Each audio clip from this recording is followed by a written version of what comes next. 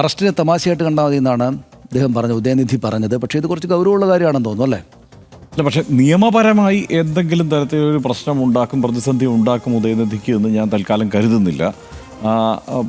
ഒരു പ്രതികാര നടപടിയുടെ സ്വഭാവത്തിൽ തന്നെയാണ് ജടിലമായി ഈ സർക്കാരോ പോലീസോ ഒക്കെ ആക്ട് ചെയ്തിരിക്കുന്നത് എന്നുമാണ് ഞാൻ കരുതുന്നത്. കാരണം ഈ ചുമത്തിയിരിക്കുന്ന വകുപ്പുകളൊക്കെ പരിശോധിച്ചു കഴിഞ്ഞാൽ നമുക്ക് അങ്ങനെ തൽക്കാലം വിലയിരുത്താൻ കഴിയൂ. പക്ഷേ ഉദയനിധി പറഞ്ഞത് വഷളത്തരമാണ്. ലളിതമായി പറഞ്ഞാൽ അത് വഷളത്തരം പറയുന്ന ഒത്തിരി പേരുണ്ട് സമൂഹത്തിൽ. പക്ഷേ അദ്ദേഹം തമിഴ്നാട്ടിലെ പ്രതിപക്ഷ നേതാവാണ്.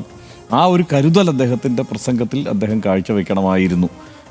ഇത് വേറൊരു തരത്തിൽ പറഞ്ഞാൽ ഉദയനിധി സ്റ്റാലിൻ നിലപാടുകൾ ശക്തമായി സ്വീകരിക്കുന്ന ഒരു നേതാവാണ് പല വിഷയങ്ങളിലും. പ്രത്യേകിച്ച് ഇപ്പോൾ BJP-യുമായിട്ടുള്ള നേർക്കുനേർ പോരാട്ടത്തിന് അദ്ദേഹത്തിന് മടിയില്ലാത്ത ഒരാളാണ്. അത് പ്രത്യയശാസ്ത്രപരമായി തന്നെ ഓരോ വിഷയങ്ങൾ എടുത്തു കാണിച്ച് ഇപ്പോൾ അദ്ദേഹം നിരന്തരം BJP-യുമായി ആ ഒരു ആശയ സംവാദത്തിൽ ഏർപ്പെടാറുള്ളയാളാണ്. അതുകൊണ്ട് തന്നെ ഈ വിജയ് BJP-ക്കെതിരെ പറയുന്ന ആൾ തന്നെയാണ്. പക്ഷേ ഈ അറസ്റ്റിൽ ഏറ്റവും ആഘോഷിച്ചത് BJP-ക്കാരാണ്.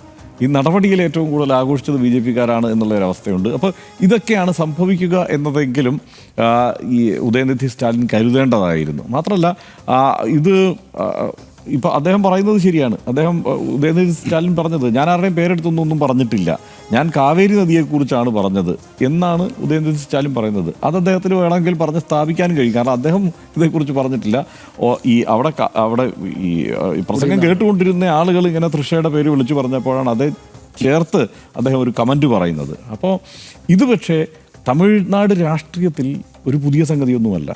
തമിഴ്നാട്ടിലെ പ്രസംഗങ്ങളിൽ ഇത്തരത്തിൽ ഭയങ്കരമായി അധിക്ഷേപിക്കുന്ന സാഹചര്യം മുമ്പും ഉണ്ടായിട്ടുണ്ട്. അതിപ്പോൾ ജയലളിതയുടെ കാലത്തൊക്കെ ആണെങ്കിലും നിരന്തരം പരസ്പരം അധിക്ഷേപിക്കുന്ന സാഹചര്യങ്ങൾ ഉണ്ടായിട്ടുണ്ട്. അത് ഈ മട്ടിലൊരു അറസ്റ്റിലേക്കൊക്കെ കിടക്കുന്ന രീതിയിലൊക്കെ വളരുന്നത് വളരെ അപൂർവമാണ്. അതതിൻ്റെ ഭാഗമാണ് എന്ന് തന്നെയാണ് അവരൊക്കെ കരുതിയിരുന്നത്. പക്ഷേ ഇത്തവണ ആ മട്ടിലല്ല കാര്യങ്ങൾ നീങ്ങിയത്. അതിൽ എന്തായാലും ഇത്തരം ഒരു നടപടിയെടുക്കുമ്പോൾ മുഖ്യമന്ത്രി അറിയാതെ സ്വീകരിക്കുമെന്ന് നമുക്ക് കരുതാനും ആവില്ലല്ലോ. പ്രതിപക്ഷ നേതാവിനെ അറസ്റ്റ് ചെയ്യാൻ എന്തായാലും തീരുമാനിക്കുമ്പോൾ മുഖ്യമന്ത്രിക്ക് കൂടി അറിവുണ്ടാവും.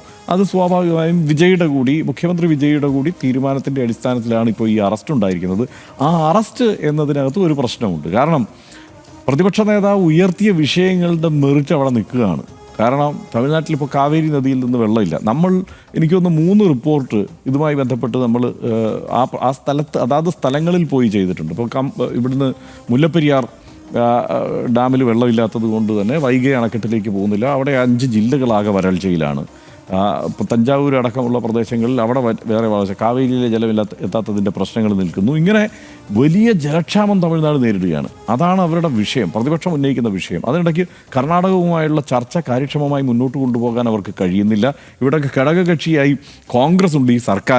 ഈ സർക്കാരിൽ കോൺഗ്രസ് ഉണ്ട്. അതായത് വിജയിയുടെ സർക്കാരിൽ കോൺഗ്രസ് ഉള്ളപ്പോൾ ആ സർക്കാരിന് അപ്പുറത്തും കോൺഗ്രസ് ആണ് ഭരിക്കുന്നത്, കർണാടകത്തിൽ കോൺഗ്രസ് ആണ് ഭരിക്കുന്നത്.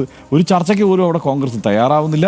അപ്പോൾ ഈ സർക്കാരിലുള്ള കോൺഗ്രസിനെ അടക്കം ചോദ്യമുനയിൽ നിർത്തിക്കൊണ്ടാണ് ഉദയനിധി സ്റ്റാലിൻ അവിടെ ഈ പരിപാടി സംഘടിപ്പിച്ചത്.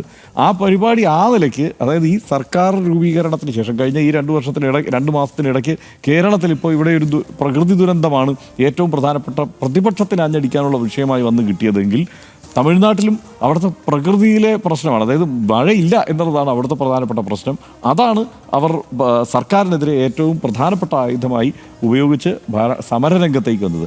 ആ സമരമുഖത്ത് നിന്നാണ് അദ്ദേഹത്തെ ഇപ്പോൾ കൊണ്ടുപോയിരിക്കുന്നത്, അറസ്റ്റ് ചെയ്തിരിക്കുന്നത്. അതിപ്പോൾ എങ്ങനെയാണ് ചർച്ചയാവുക എന്നുള്ളത് നമ്മൾ കാത്തിരുന്ന് കാണണം. കാരണം ഇത്തരം പരാമർശങ്ങൾ സ്വാഭാവികമായി കേട്ടിട്ടുള്ള ഒരു ജനതയായതുകൊണ്ട്, നേരത്തെയും ഇവരെ തന്നെ ചേർത്ത് പല പരാമർശങ്ങളും വന്നിട്ടുള്ളവരുമായതുകൊണ്ട് ഇത് എങ്ങനെയാണ് എടുക്കുക എന്നുള്ളതിലൊരു സംശയമുണ്ട്. പിന്നെ ഇത്തരം കാര്യങ്ങളിലൊന്നും ഒരു വിട്ടുവീഴ്ചയുമില്ലാത്ത, സ്ത്രീകളുടെ കാര്യത്തിൽ ഒരു വിട്ടുവീഴ്ചയില്ലാത്ത സമീപനം സ്വീകരിക്കുമെന്ന് പ്രഖ്യാപിച്ച് അധികാരത്തിൽ വന്നിട്ടുള്ളയാളാണ് വിജയ്. അങ്ങനെ തന്നെയാണ് അദ്ദേഹം ഇതുവരെ സ്വീകരിച്ചിരിക്കുന്ന നടപടിക്രമങ്ങളുടെ ഒരു പൊതു രീതി നമ്മൾ പരിശോധിച്ചാൽ. കുറച്ച് സിനിമാ സ്റ്റൈലാണെന്നൊക്കെ പൊതുവെ എല്ലാവരും വിമർശിക്കുമെങ്കിലും ചില കാര്യങ്ങൾ അവിടെ നടക്കുന്നുണ്ട്, അത് കാണാതെ പോയിക്കൂടാ. അതിലേറ്റവും പ്രധാനപ്പെട്ടത് അവിടെ ഈ അഴിമതി എന്നുള്ളത് വളരെ സ്ഥാപനവൽക്കരിക്കപ്പെട്ട ഒരു സംഗതിയായി നടക്കുകയായിരുന്നു. നിങ്ങൾക്ക് എന്തും സാധിക്കണമെങ്കിൽ അതിൻ്റെ കൂടെ ഒരു നോട്ട് കൂടി വെച്ച് കൊടുത്തു കഴിഞ്ഞാൽ അത് കാര്യം നടക്കും. അതല്ലാത്ത ഒരു സാഹചര്യം എന്നുള്ളത് അചിന്ത്യമായ ഒരു സംവിധാനമായി തമിഴ്നാട്ടിലെ ഭരണ രംഗം മാറിയിരുന്നു. അത് വലിയ അളവിൽ അതിന് അത് ഇല്ലാതായിരിക്കുന്നു എന്നുള്ളതാണ്. ഞാൻ ഈ കഴിഞ്ഞ ദിവസം ഒരു വീഡിയോ കണ്ടു. ഒരു ട്രക്ക് ഡ്രൈവർ അയാൾ എല്ലാ സ്ഥലത്തും ചെന്നിട്ട് ഇതുപോലെ കൈക്കൂലി വാങ്ങിക്കുന്നവരുടെ വീഡിയോ എടുത്ത് അയാൾ അത് വെച്ചാണ് അയാളുടെ ഒരു യൂട്യൂബ് ചാനൽ തന്നെ നടത്തുന്നത്. ആ രീതിയിലാണ് കാര്യങ്ങൾ പോകുന്നത്. അപ്പോൾ അയാൾ തമിഴ്നാട്ടിലെത്തിയിട്ട് അയാൾ വിജയിയെ ടാഗ് ചെയ്തിട്ടാണ്, അതായത് വിജയ് പറഞ്ഞിട്ടുണ്ട് ഈ ഇത്തരം കൈക്കൂലിക്കാരെ വീഡിയോ എടുത്ത് ആ വീഡിയോ കൊടുക്കണം, അങ്ങനെ നടപടിയെടുക്കും എന്നുള്ളത്.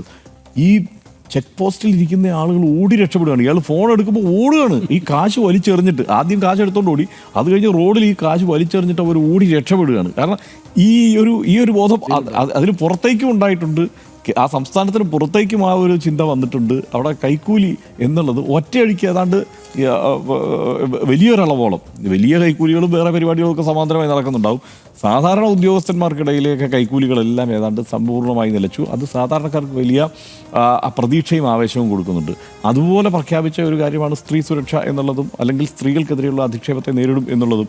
അതിന് പക്ഷേ ചുമത്തിയിരിക്കുന്ന വകുപ്പുകൾ കണ്ടു കഴിഞ്ഞ് കഴിഞ്ഞാൽ എങ്ങനെയാണ് അതായത് അതിൽ നമുക്ക് വിയോജിപ്പ് പറയേണ്ടി വരും എന്നുള്ള കാര്യത്തിൽ സംശയമില്ല. കാരണം അയാൾ ഉന്നയിക്കുന്ന വിഷയങ്ങളുടെ മെറിറ്റ് ഒരു ഭാഗത്ത് നിൽക്കുന്നു. ഈ ഉദയനിധി ഉന്നയിക്കുന്ന വിഷയങ്ങളുടെ മെറിറ്റ്, ആ വിഷയത്തിലുള്ള പ്രതിഷേധമാണ് നടക്കുന്നത്. അതിൽ പെട്ടെന്ന് വന്ന ഒരു കമൻ്റാണ്, വരാൻ പാടില്ലാത്തതാണ്.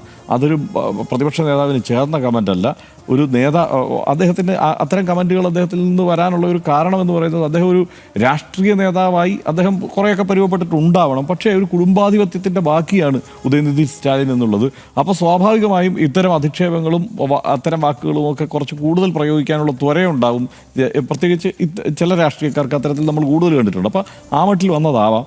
പക്ഷേ ഈ വിവിധ വിഭാഗങ്ങൾക്കിടയിൽ ശത്രുത വളർത്തുന്നതും കലാപോദ്ദേശത്തോടെയുള്ള പ്രകോപനവും ഒക്കെ ഇതിൽ ഉൾച്ചേർത്തിരിക്കുന്നു. ക്രിമിനൽ ഗൂഢാലോചന, ഇതെല്ലാം ഉൾച്ചേർത്ത് ഇങ്ങനെയുള്ള ഒരു ഇത് തയ്യാറാക്കുമ്പോൾ എന്നിട്ട് പിന്നെ കോടതിയിൽ ചെന്നിട്ട് എന്താ പറയേണ്ടി വരുന്നത്? കോടതിയിൽ വളരെ പെട്ടെന്ന് ഇതിനകത്ത് വേറൊരു പ്രശ്നം കൂടിയുണ്ട്. കോടതി മുൻകൂർ ജാമ്യാപേക്ഷ, ഇത് ഉദയനിധി പ്രതീക്ഷിച്ചിരുന്നു, അതുകൊണ്ട് മുൻകൂർ ജാമ്യാപേക്ഷ കൊടുത്തിരിക്കുകയാണ്. അപ്പോൾ ആ മുൻകൂർ ജാമ്യാപേക്ഷ പരിഗണിക്കുന്നതിന് തൊട്ട് മുമ്പ് തന്നെ അറസ്റ്റ് വളരെ വേഗത്തിൽ നടക്കുക. അവിടെ കോടതിയിൽ എത്തിക്കഴിഞ്ഞിട്ട് എന്നിട്ട് എന്താ പറയുന്നത്? ഈ കടുത്ത വകുപ്പ്, ജാമ്യമില്ലാ വകുപ്പുകൾ മുഴുവൻ ചുമത്തിയിട്ട് കോടതിയിൽ പക്ഷേ സർക്കാരിൻ്റെ അഭിഭാഷകൻ പറയുന്നത് എന്താ?